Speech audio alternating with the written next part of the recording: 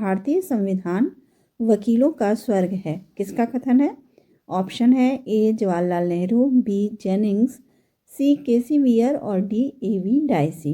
ये किसका कथन है कि भारतीय संविधान वकीलों का स्वर्ग है? ये कथन है जेनिंग्स का। ऑप्शन बी सही होगा। ये एग्जाम में कई बार पूछा जाता है, आपके लिए इम्पॉर्टेंट है। क्वेश्चन नंबर 2, शक्तियों के पृथक्करण के सिद्धांत का प्रवर्तक है ए मैकियावेली, बी मॉन्टेस्क्यू, सी सेंट थॉमस एक्विनास और डी बेंथम। शक्तियों के पृथक्करण के सिद्धांत के प्रवर्तक हैं मॉन्टेस्क्यू। ऑप्शन बी सही होगा। क्वेश्चन नंबर 3, कौन यह मानता है कि राज्य व्यक्ति से पूर्व है? ऑप्शन है ए प्लेटो, बी अरस्तु, सी थॉमस एक्विनास और डी मैकियावेली। कौन मानता है कि राज्य व्यक्ति से पूर्व है? ये कथन है अरस्तु का। ऑप्शन बी सही होगा। क्वेश्चन नंबर 4, निम्नलिखित में से कौन स्वराज्य पार्टी से संबंधित था? ए सी आर दास, बी तिलक, सी सुभाष चंद्र बोस और डी सुरेंद्र नाथ बनर्जी। स्वराज्य पार्टी से संबंधित थे C R Das, Chittaranjan Das. Option A सही होगा। क्वेश्चन नंबर 5, अली बंधु संबद्ध थे। ऑप्शन है ए एंग्लो ओरिएंटल कॉलेज की स्थापना से, बी मुस्लिम लीग के निर्माण से, सी कांग्रेस लीग समझौते से और डी खिलाफत आंदोलन से। अली बंधु संबद्ध थे खिलाफत आंदोलन से। ऑप्शन डी सही होगा। क्वेश्चन नंबर 6, न्याय शक्तिशाली का हित है, यह किसका कथन है? ए पॉलीमार्कस, बी प्लेटो, सी ग्लॉकन और डी थ्रेसिमेकस। न्याय शक्तिशाली का हित है, यह थ्रेसिमेकस का कथन है। ये एग्जाम में कई बार पूछा जाता है। क्वेश्चन नंबर 7, निम्नलिखित में से अधिकारों का कौन सा सिद्धांत प्राचीनतम है? ऑप्शन है ए प्राकृतिक अधिकारों का सिद्धांत, बी अधिकारों का ऐतिहासिक सिद्धांत, सी अधिकारों का आर्थिक सिद्धांत और डी अधिकारों का आदर्शवादी सिद्धांत। कौन सा सिद्धांत प्राचीनतम है? प्राकृतिक अधिकारों का सिद्धांत। ऑप्शन ए सही होगा। क्वेश्चन नंबर 8, समाजवादी राज्य को मानते हैं ए एक आवश्यक बुराई, बी एक अनावश्यक बुराई, सी एक दैवी संस्था और डी है एक सकारात्मक अच्छाई। क्या मानते हैं समाजवादी राज्य को? समाजवादी राज्य को एक सकारात्मक अच्छाई मानते हैं। तो ऑप्शन डी सही होगा।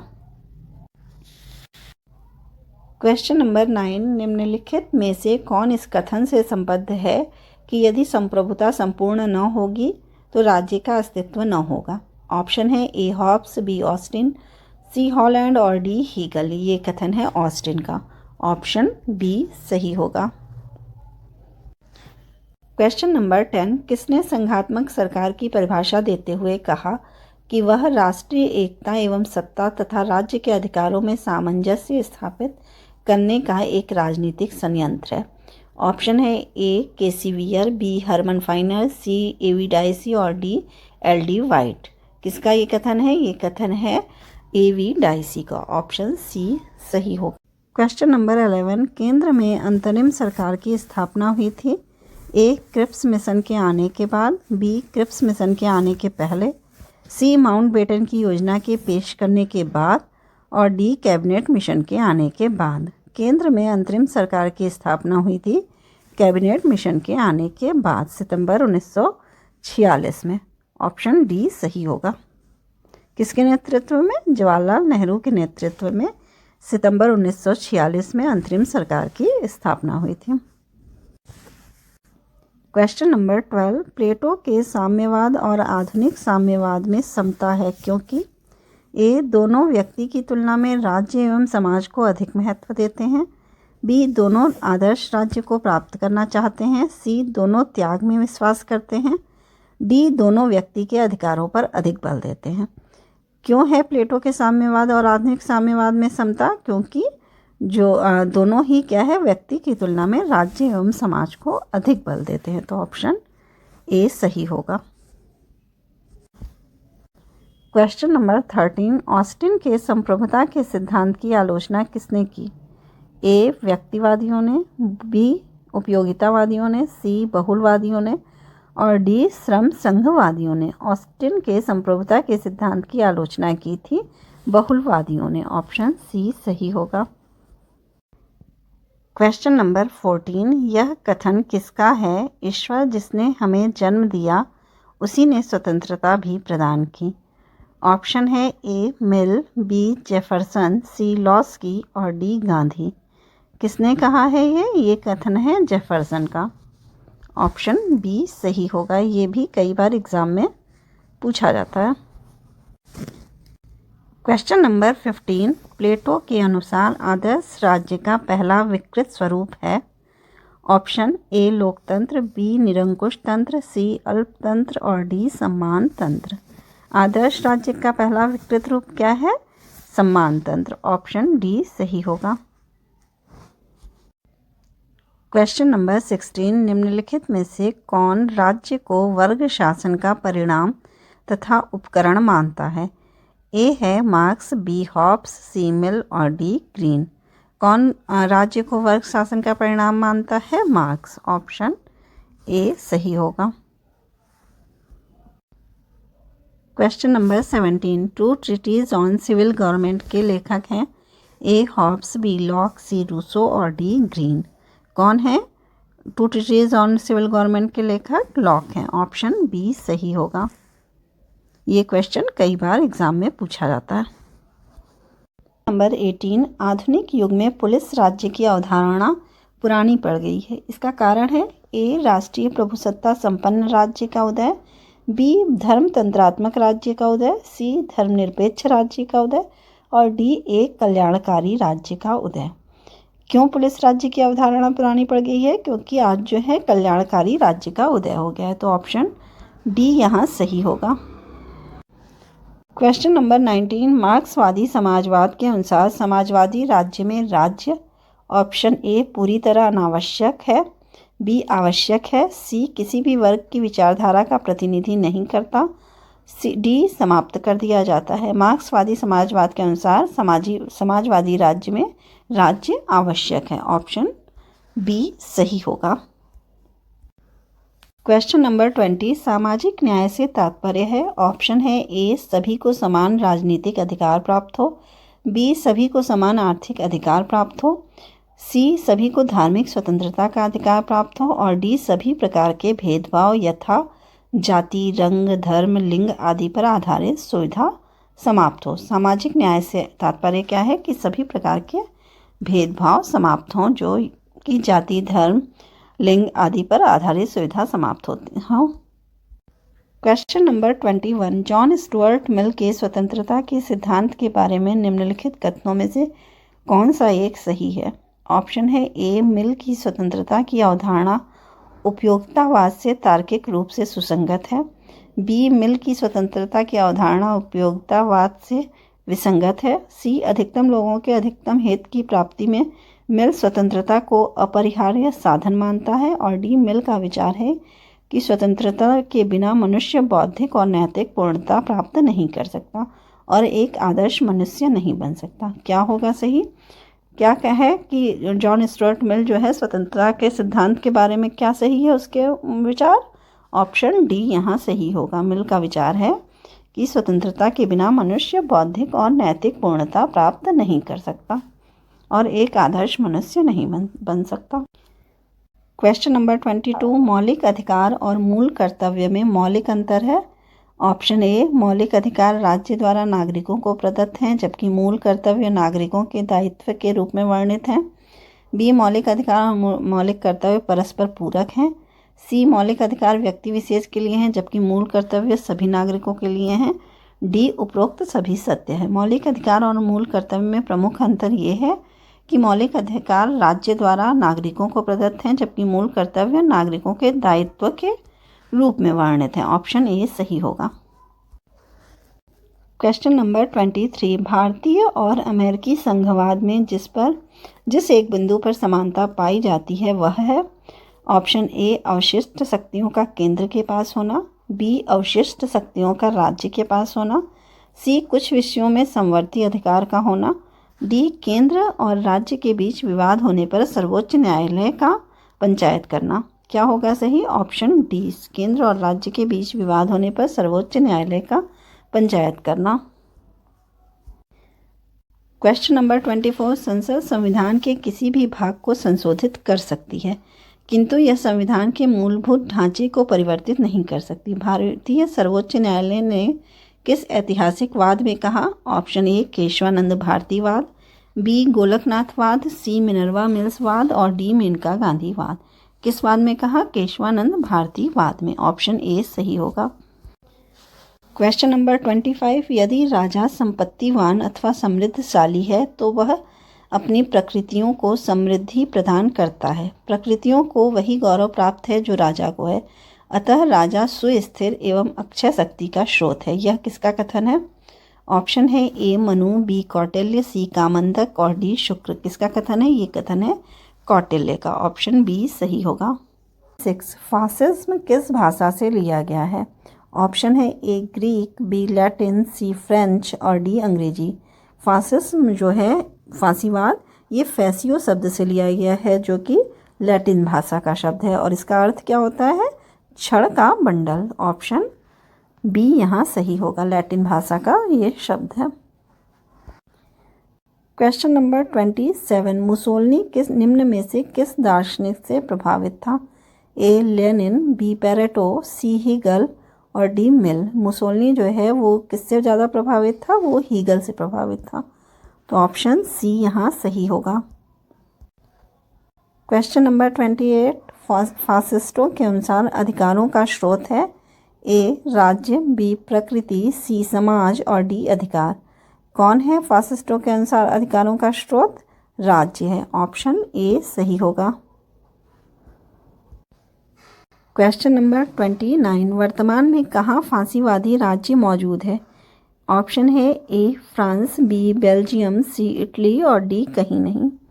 क्या होगा सही आंसर? फांसीवाद कहाँ पर है? कहीं नहीं है, तो ऑप्शन डी यहाँ सही होगा। क्वेश्चन नंबर 30, द्विदलीय और बहुदलीय व्यवस्था मौजूद रहती है? ए मार्क्सवादी राज्य में, बी सर्वाधिकारवादी राज्य में, सी उदार लोकतांत्रिक राज्य में और डी सैनिक शासित राज्य में। द्विदलीय और बहुदलीय व्यवस्था जो है वो उदार लोकतांत्रिक राज्य में होती है। ऑप्शन सी सही होगा। क्वेश्चन नंबर 31, निम्नलिखित में से कौन होम रूल लीग आंदोलन का नेता था? ए सुभाष चंद्र बोस, बी गांधी, सी जवाहरलाल नेहरू, डी तिलक और Annie Besant. Home rule league आंदोलन का नेता जो है वो थे तिलक और एनी बेसेंट, तो ऑप्शन डी सही होगा। होम रूल लीग की स्थापना कब हुई थी? 1916 में। क्वेश्चन नंबर 32, 1916 का कांग्रेस अधिवेशन किया गया? Option A Lucknow, B Allahabad, C Gaya और डी लाहौर। 1916 का जो कांग्रेस अधिवेशन था वो लखनऊ में हुआ था, तो ऑप्शन ए सही होगा, लखनऊ। क्वेश्चन नंबर 33, हॉब्स के अनुसार ए राज्य में व्यक्ति के सब प्राकृतिक अधिकार हैं, बी राज्य में व्यक्ति की स्वतंत्रता और उनके संपत्ति से संबंधित अधिकार हैं, सी अनुबंध के बाद व्यक्तियों को भार देने का अधिकार बना रहता है, डी राज्य की स्थापना करने में व्यक्ति किन्हीं भी अधिकारों का समर्पण नहीं करते। हॉब्स के अनुसार क्या होता है? राज्य में व्यक्ति की स्वतंत्रता और उनके संपत्ति से संबंधित अधिकार हैं। ऑप्शन बी सही होगा। क्वेश्चन नंबर 34, समाज समानता के उदारवादी विचार से निम्नलिखित में किस प्रकार की समानता अनुरूप नहीं है? ए कानूनी समानता, बी सामाजिक समानता, सी राजनीतिक समानता और डी आर्थिक समानता। आर्थिक रूप से सभी को समान नहीं बनाया जा सकता है, इसलिए ऑप्शन डी सही होगा, आर्थिक समानता। क्वेश्चन नंबर 35, संसदीय सरकार का सबसे महत्वपूर्ण लक्षण है? ए संसद का संप्रभुता, बी कार्यपालिका या विधायिका के प्रति सामूहिक उत्तरदायित्व, सी विधि का शासन और डी बहुमत का शासन। संसदीय सरकार का सबसे महत्वपूर्ण लक्षण होता है कार्यपालिका का विधायिका के प्रति सामूहिक उत्तरदायित्व।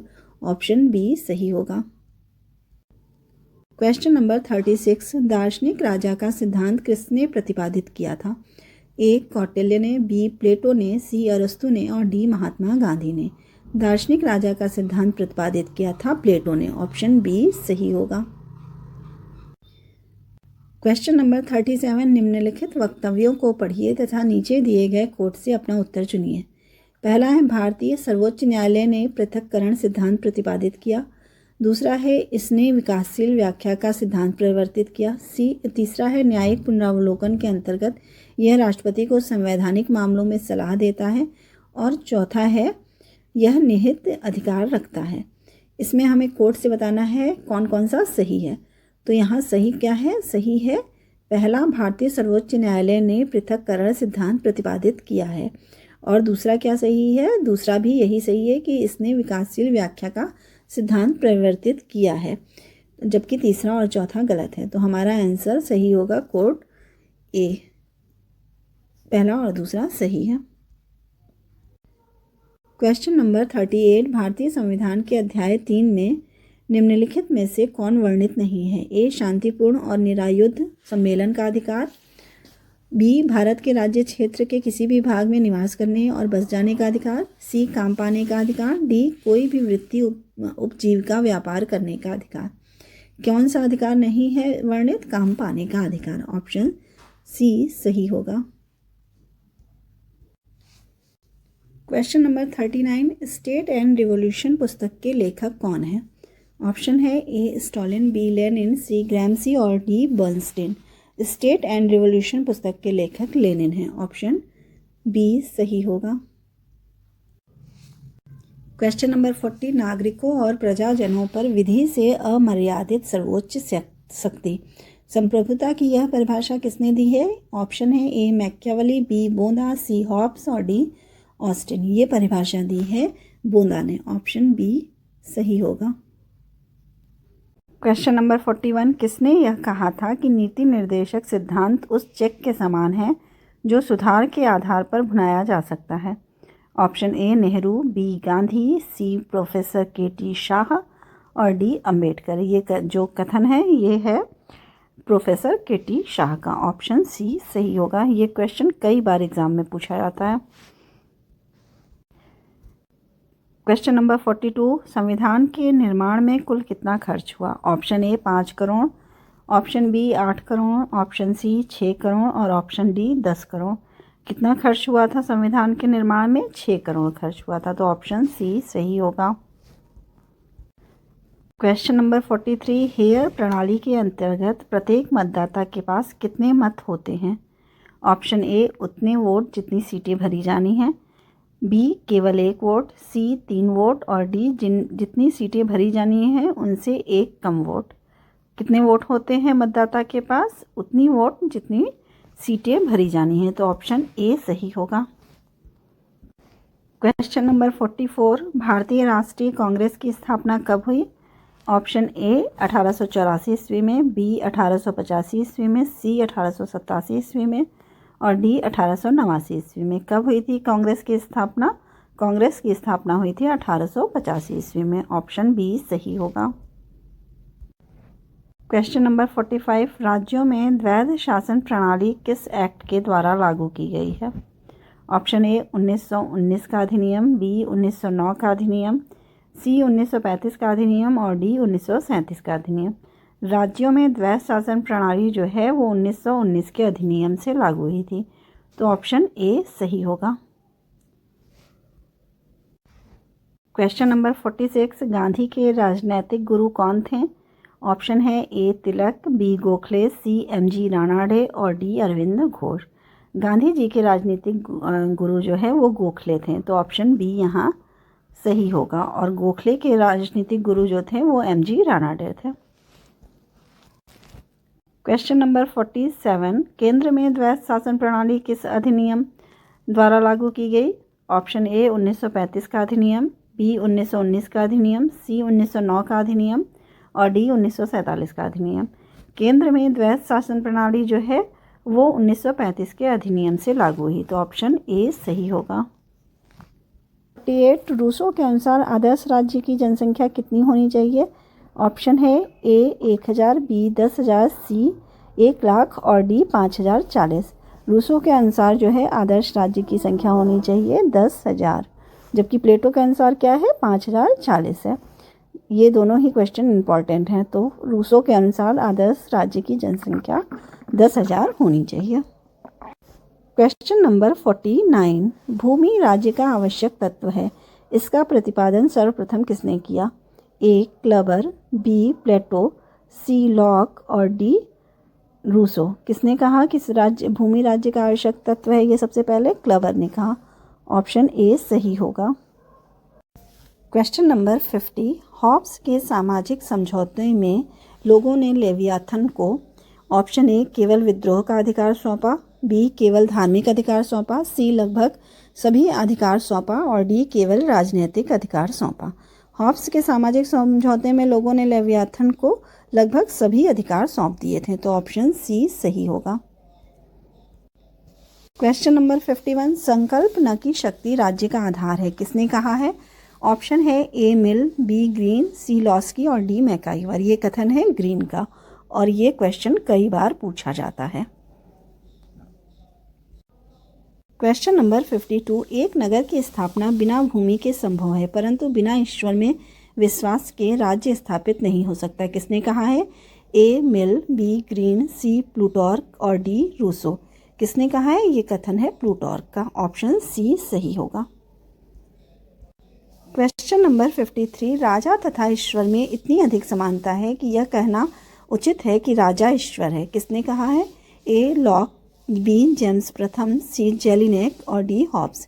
ये कथन है जेम्स प्रथम का। ऑप्शन बी सही होगा। क्वेश्चन नंबर 54, राज्य के आधार पुजारी थे, किसने कहा?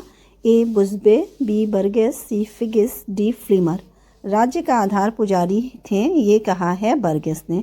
ऑप्शन बी सही होगा। क्वेश्चन नंबर 55, राज्य व्यक्ति का विराट रूप है, किसने कहा है? ए प्लेटो, बी हॉब्स, सी लॉक और डी रूसो। राज्य व्यक्ति का विराट रूप है, ये कहा है प्लेटो ने। ऑप्शन ए सही होगा और ये भी कई बार पूछा जाता है, इम्पॉर्टेंट है। क्वेश्चन नंबर 56, मनुष्य एक सामाजिक प्राणी है, किसने कहा है? ऑप्शन है ए लॉस्की, बी अरस्तु, सी मैकाले और डी ग्रीन। ये कथन है अरस्तु का। ऑप्शन बी सही होगा, ये भी कई बार पूछा जाता है। नंबर 57, गांधी जी की आत्मकथा का नाम है? ए गिरि प्रवचन, बी सत्य के साथ मेरे प्रयोग, सी सविनय अवज्ञा और डी भारत की खोज। गांधी जी की आत्मकथा का नाम है सत्य के साथ मेरे प्रयोग। ऑप्शन बी सही होगा। क्वेश्चन नंबर 58, भारत का राष्ट्रपति अपना त्यागपत्र किसको संबोधित करके देता है? ऑप्शन है एक लोकसभा अध्यक्ष को, बी उपराष्ट्रपति को, सी प्रधानमंत्री को और डी भारत के मुख्य न्यायाधीश को। किसको संबोधित करता है? भारत का राष्ट्रपति जो है अपना त्यागपत्र उपराष्ट्रपति को देता है। ऑप्शन बी सही होगा। क्वेश्चन नंबर 59, ग्रीन के अनुसार निम्नलिखित में से कौन सा प्राकृतिक अधिकारों का स्रोत है? ए राज्य, बी समाज, सी सामाजिक चेतना और डी विधि। कौन है जो प्राकृतिक अधिकारों का स्रोत है? सामाजिक चेतना। ऑप्शन सी सही होगा। क्वेश्चन नंबर 60, सूची 1 को सूची 2 से सुमेलित कीजिए और दिए गए कूट से सही उत्तर का चयन कीजिए। विचारक का नाम है और राजनीतिक विचार है। जे.एस. मिल, हॉब्स, मैकियावेली, मार्क्स और दूसरी तरफ है सामाजिक समझौता, सीजेर बोर्गिया का राज्य शिल्प, तीसरा है वर्ग संघर्ष और चौथा है महिला मताधिकार एवं श्रमिक सहकारी संस्थाएं। इसे मैच कराना है। कैसे मैच होगा? यहाँ पर मैच होगा, जे.एस. मिल जो है वो महिला अधिकार से संबंधित है, तो ए का चौथा महिला अधिकार एवं श्रमिक सहकारी संस्थाएं।